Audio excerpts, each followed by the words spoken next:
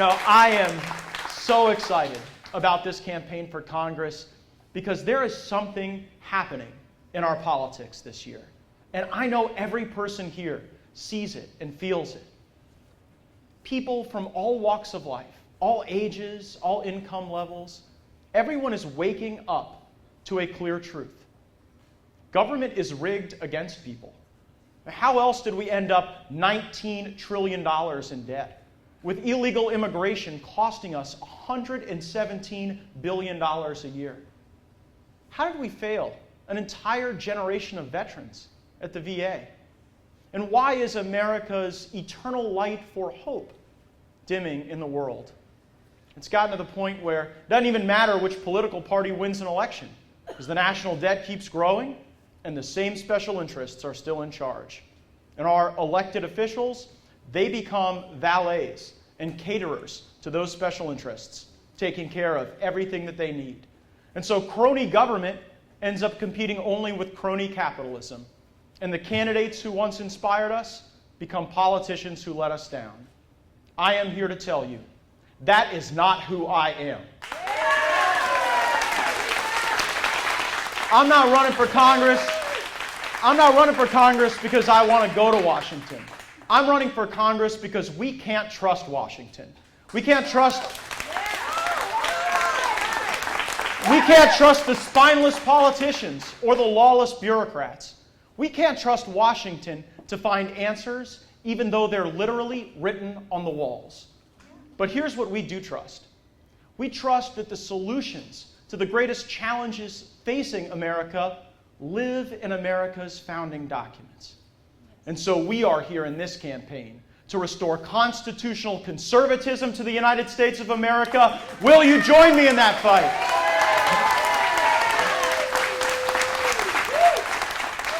No longer will we stand by as politicians plunder this nation's wealth and engage in generational theft against our children and grandchildren. No longer will we just ignore the crisis on our southern border or the fact that radical Muslim terrorists want to end our way of life. And no longer will we just watch as Obama attacks our Constitution and the rule of law.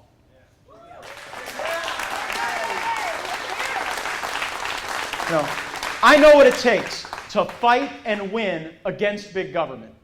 The Tampa Bay Times, they might be the most liberal newspaper in Florida, and they wrote a story about me, which is generally not a good thing. They said, Matt Gaetz has sponsored and passed the most conservative legislation in a conservative-dominated legislature. And you know what? I think they thought it was an insult. But I wear it as a badge of honor, because they're right. I've cut property taxes. I've cut cell phone taxes, TV taxes, internet taxes. You know, when our doctors needed somebody to stand with them against the special interests who want to make our health care more expensive and less accessible, I stood with those doctors and we won.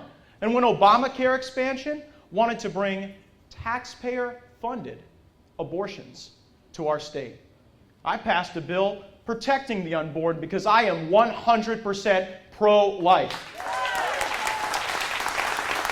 And I led the fight to stop Obamacare expansion in Florida, and we won that too. You know, I know what it's like to fight and win against the most liberal of special interests. When I was chairman of the Criminal Justice Committee, we had Al Sharpton and Jesse Jackson and Michael Bloomberg all wanting to repeal Florida's Stand Your Ground law. Now, that's the law that puts state statute on the side of the victim, not the attacker. That's the law that would have helped Suzanne Harris fend off someone who was trying to do her harm. Well, I assured gun owners, as long as I was around, we were not going to move one damn comma if it meant weakening our right to defend ourselves in this state. And I led the fight to bring open carry to the state of Florida. You know, liberals running for office, they have got it so easy. I mean, all you got to do is go from town to town and stop to stop, offering more handouts, more entitlements, and more giveaways. And there is something that is instantly gratifying about receiving those things. But there is no future and no sustainability in cycle after cycle of government dependence. And so we as constitutional conservatives, we have to be the vanguards for a real future. And we have to be able to prove to people that the application of our conservative values leads to better and more fulfilled lives. Sometimes the difference between limited government or not is the difference between life and death. A hospital in our community applied 4 times to state government. And what do they want? Just the chance to be able to use their own money to be able to build a trauma center so that people who had life-threatening emergencies would have somewhere to go nearby. They wanted to use their own money to do it. But there was something called the Certificate of Need law. That law empowered the special interests, and it blocked our local hospital. And so I took a hatchet to that law because Cindy Smith's son, when he was in that terrible car accident, bleeding out, clinging to life, he didn't need more government. He needed a trauma center. A trauma center that the free market was able to provide when we got government out of the damn way.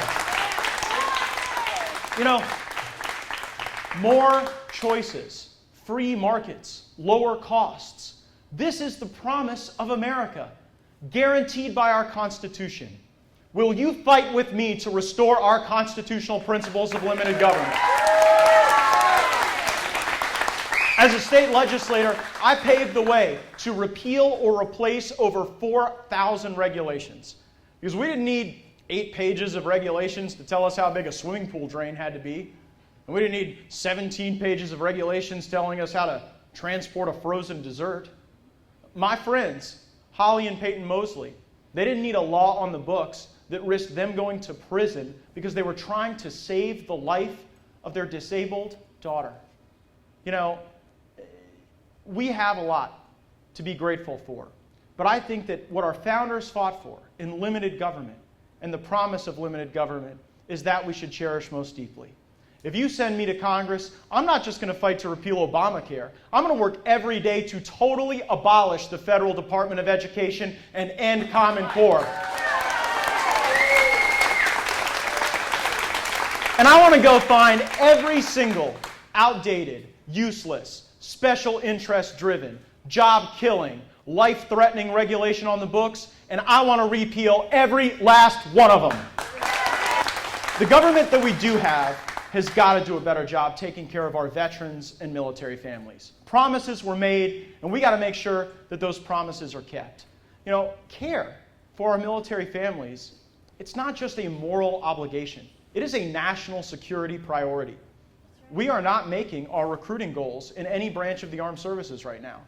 And how can we expect young people to step up and serve when they see so many veterans who've been abandoned, jobless, hopeless, sick, and tortured by a VA system that is just riddled with corruption and incompetence? When military families needed help, I made their priorities Florida's priorities.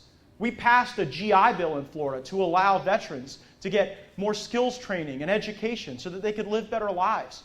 We slashed regulations so that military spouses bringing their professions into our state would be able to go to work more easily. And I passed legislation protecting the identities of our military families and veterans from terrorist groups like ISIS.